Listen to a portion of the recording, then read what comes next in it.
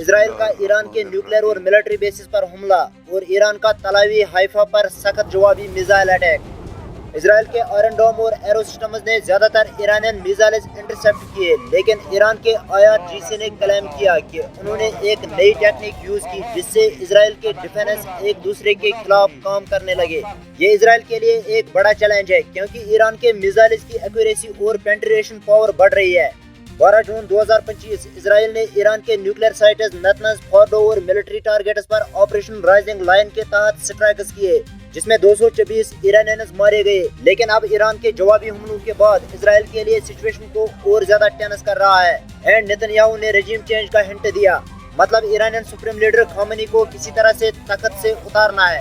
لیکن IDF اسرائیل defence force spokes person نے کہا کہ گول ایران کے نیوکلیئر اور میزائل پروگرامز کو ختم کرنا ہے، نہ کہ رجیم چینج۔ 16 جون منڈے کے صبح اسرائیل ڈیفنس فورس نے ایران کے surface to surface missile sites پر فریش سٹرائکس کیے۔ 20 مہینے سے غزہ وار کے بعد اسرائیلیز پہلے سے تھکے ہوئے ہی ایران کے اٹیکس نے فیئر اور انسرٹنٹی بڑھا دیا۔ اسرائیل میں چاروں طرف خوف کا ہوا چل رہا ہے، اینڈ اگر ہم اسرائیل پر ایران کے میسو میزائل اٹیکس پر نظر ڈالیں تو ایران نے 13 جون سے آپریشن سیویئر پنشمنٹ کے تحت اسرائیل پر 270 سے زیادہ بلاسٹک میزائلز اور ڈرونز لانچ کیے، جس میں تلاوی، حیفا اور جیروسلم ٹارگیٹ ہوئے۔ اسرائیل کے ایئر ڈیفنسز نے بہت سارے میزائلز کو روک دیا، لیکن بہت سارے میزائلز سکسیسفل ہوئے، اینڈ اگر ہم ابھی کی سچویشن دیکھیں تو تیسرے دن 16 جون بھی اٹیکس کنٹینیو ہوئی۔ ایران کے میزائلز اسرائیل کے ایئر ڈیفنسز کو چیلنج کر رہے ہیں، اور اسرائیل کے PM نتن یاہو نے اور ایگریسو سٹرائکس کا اعلان کیا ہے۔ اور اگر ایران اسرائیل کے تنازع کا گلوبل امپیکٹ دیکھے تو ابھی تک تیل کی قیمتیں بڑھ رہی ہیں، $76 پلس پر بیرل، اور ریجنل وار کا خطرہ ہے۔ US نے ڈیفینسو سپورٹ دیا